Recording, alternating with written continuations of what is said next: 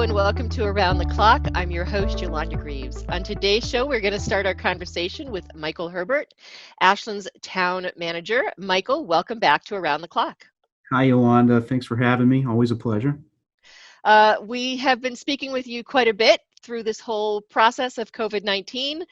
Today, we're going to talk to you about the upcoming town election, our town meeting warrant, and then get a COVID-19 update as we head into phase 2. Sounds good.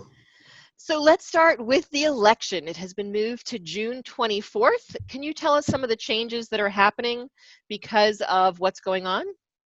Yeah, so, the biggest change really is that we've moved it from a Tuesday to a Wednesday, and it's actually going to be before town meeting. But other than that, I would say the biggest change on election day is going to be the times. And so the times are going to be from 10 to 7 p.m. So we feel like that gives people adequate time to come in, and like if you are going to work or you are still traveling, you have the opportunity in those evening hours to come back and vote. And then you also have the ability to vote early, which I'm sure we'll talk about. So the big thing for if you're planning on voting on election day, 10 to 7, still at the high school, but we are encouraging people who are not comfortable to vote in person to do a mail-in ballot. How can they do that? So to request a mail-in or an absentee ballot, you just need to make a written request to the town clerk. It needs to be signed. The town clerk's office will then mail you a ballot, and it has to be returned by election day, of course. But if you can get it in earlier, that's great too. But you can drop it off at the drop-off box here at Town Hall, located on one of the sides, or you can mail it in. Okay. Now, we're doing it on a Wednesday from 10 to 7. Can you tell us why that decision was made to change the day and times? Yeah, so on Wednesday is typically our late day here at Town Hall and for a lot of the municipal employees here in Ashland.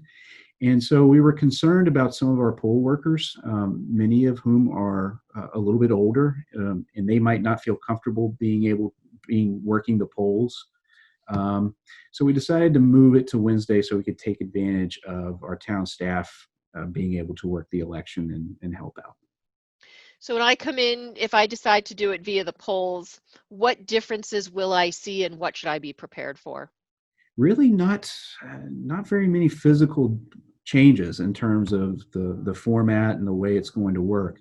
Probably the only thing that you'll see from a safety perspective is we'll have a certain set of pins that we'll call clean, and then we'll have, after you use the pin, you can drop it off in a container of dirty pins, and then we'll disinfect them and stuff and kind of recycle them. But that's really the only change I think people are gonna notice. So there will be masks required? Masks will be encouraged. We can't necessarily require it, but masks will be strongly encouraged. Okay. Will there be masks available if someone's coming in without one that would feel more comfortable wearing one, or? We will have some available, yes. Okay. 6 foot, the social, all the things that we know are needed right now. So social distancing, no larger groups. Correct. And we'll have things, on the floor, and we'll have guideposts to let people know, adequate distance, so you don't have to take a tape measure out with you everywhere that you're going. But obviously give people guidance as to what's safe and what's effective. Okay. So we've already encouraged people to start doing mail-in ballots or early voting. There won't be early voting in person as there has been in some of our national elections, correct? Correct. So how many ballots do we have out already for mail-in voting? So last I checked, we had about 400 out between absentee and mail-in ballots, which is a little less than 4% of registered voters. I know, one of the things we like early voting. One of the things we like about early voting is it helps with turnout. Mm-hmm. And so we're hoping to see that number climb steadily between now and election day. And I think the last municipal election, we had around a 10% voter turnout. So of course, we're trying to exceed that this year. Yeah, this is one of those light town elections, there's only one contested seat. So I'm sure some people are thinking it's not as important, but that one contested seat is a pretty important seat. It's a member on the select board. So hopefully people will do their due diligence and determine who they think is best and get out and vote. What would our goal be for total voters, both that, mail-in, early, and absentee, and then at the polls that day? You want me to give you a Michael Herbert goal or Sure. What's a Michael Herbert goal? Well, Michael Herbert goal would be something like 50%. Realistically, I think 15% would be an improvement. I think, again, that would be an improvement over last year, and we don't have, as you said, many contested races, only one. And, the COVID situation has really kind of taken people's focus. Yeah. It's devoted to that. It's devoted to some of the social unrest that's happening around the country. People aren't really thinking that much about elections right now, but hopefully Right. that changes as the date gets closer. And are we using this sort of as a guideline or to help us determine we have for the fall, right? I would expect that we're going to want to continue early voting and mail-in voting come the state elections, the primaries, and then the national election in November. Yes, I mean, it looks like it's becoming mandated to Right. allow early voting. And typically we do see, especially in the November elections, typically very high turnout comparatively, Right. roughly, 50 to 75% is not uncommon. Right. Right. Great. Well, thanks for that information. So one more time, where can people go if they want to get a ballot that they can just mail in? So you can go to the town clerk's website or web page on our website, and that gives you all the instructions you need to ask for a ballot. And we have some residents who watch our show sometimes that watch us on cable that may not have access to the internet. How could they get a ballot? Call the town clerk's office, and Okay. they can give you instructions too. Again, they need to have signatures and stuff, but they will work with you. Great, great. Now let's move on to town meetings. Small warrant, 5 articles, hmm currently scheduled for June 30th as of the day that we're taping. hmm Can you go through those articles that we would be seeing? Sure. Like I said, it's pretty light lifting relative to most of the town meetings that we have, annual town meetings that we've had. 5 town meeting articles. They're really all budgetary related. I will lump 3 in together. So one would be the transfer of 1.4 million from our rainy day stabilization fund, you know, for supporting our operating budget, which is Article number 2. That's the FY21 budget. Mhm. And then as part of that budget, we also transfer money within the budget to the OPEB trust that we have Right. established to address our long-term liabilities related to employee health care. They all go hand in hand, obviously. The FY21 budget, we are expecting now to have $2.4 million less than what we had originally anticipated when we put together an FY21 budget back in March. Wow. So we've had to develop a plan on how we address those shortfalls. Again, a critical component of that is transferring money from our rainy day stabilization fund, because let's face it, it's a rainy day. Definitely. Then the remaining $1 million, we are reducing budgets. The school budget's being reduced by 700,000, municipal departments by 300,000. Great. So Great. those are the 3. Okay. And then the 4 and 5 if you want. Or Yeah, we why can, don't you just touch base on 4 and 5 so people are aware of what else will be voted on? yeah, 4 and 5, they're called the annual consent articles. Authorization of revolving funds, CPC. We have bond payments associated with previous CPC items that need to be authorized each year, and so that's part of the CPC consent article.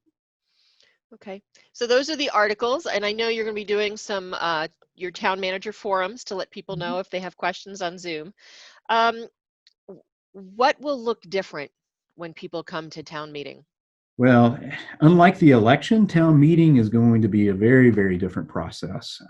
Hopefully, it will be simple and it will be clear, but there are going to be changes.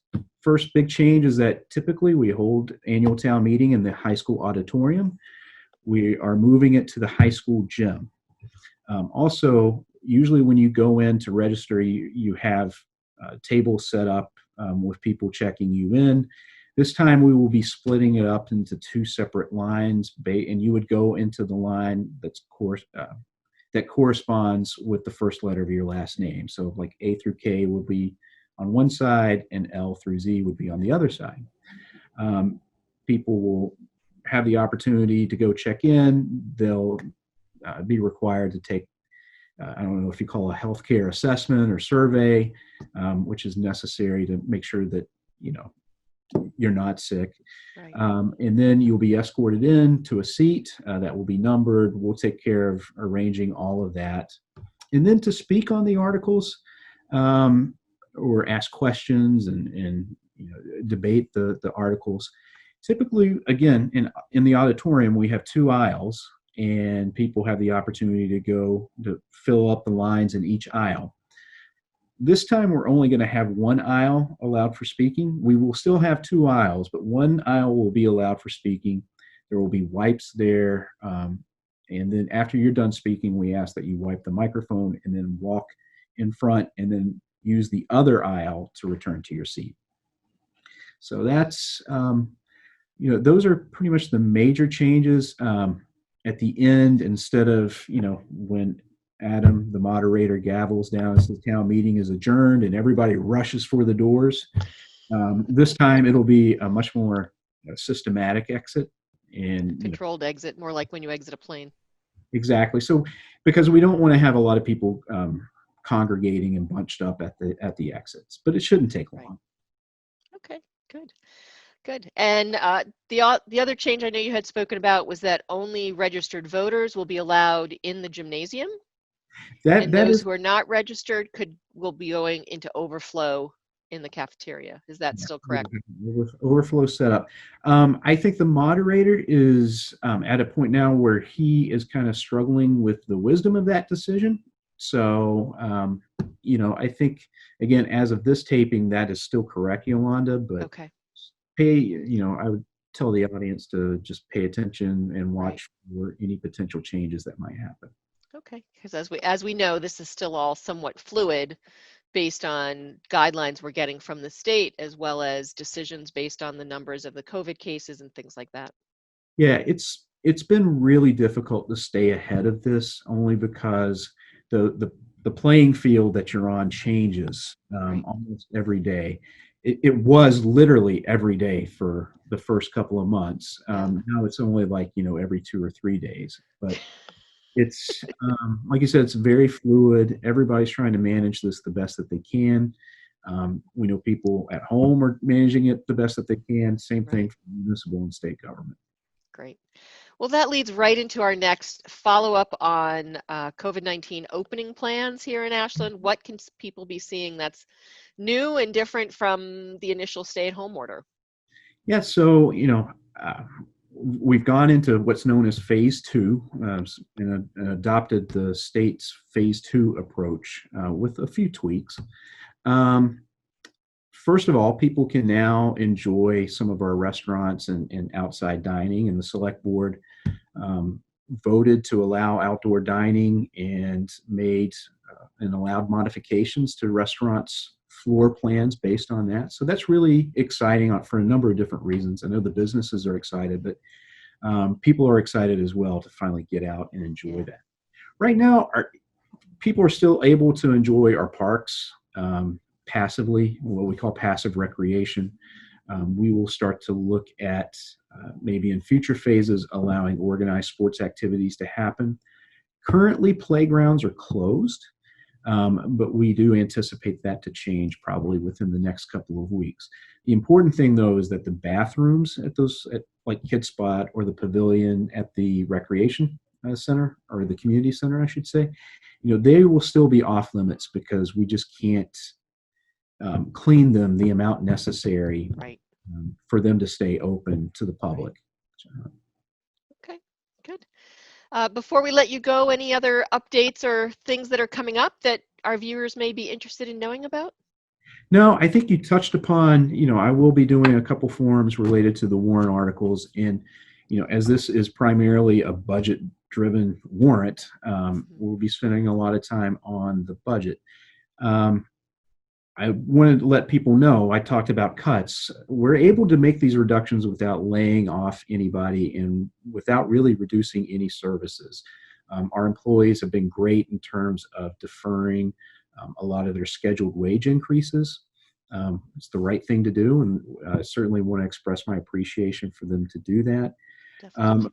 But there's not going to be not going to be too many big changes from what the previous year was, or at least I should say increases.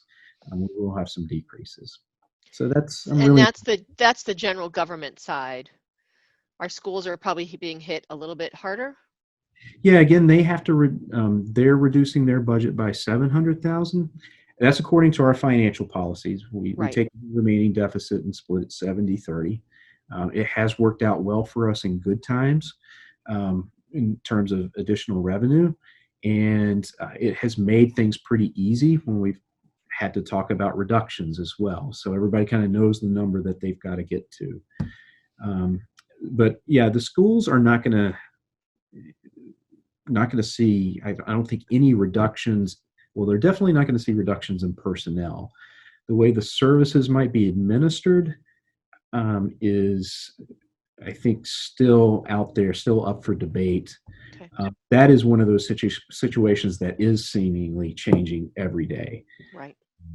But as always, Ashland Public Schools provides a great education, and I have no doubt that they will continue to do that with the challenges. Right. Well, Michael, thank you for taking the time with us to talk about all these different issues, and I'm sure we'll be having you on again, either after the election or as we get closer to town meeting. So thank you for the time. Well, thank you for all that you do for the town of Ashland. Thanks. Same to you as well. Appreciate it. Take care. And we'll be back with more Around the Clock.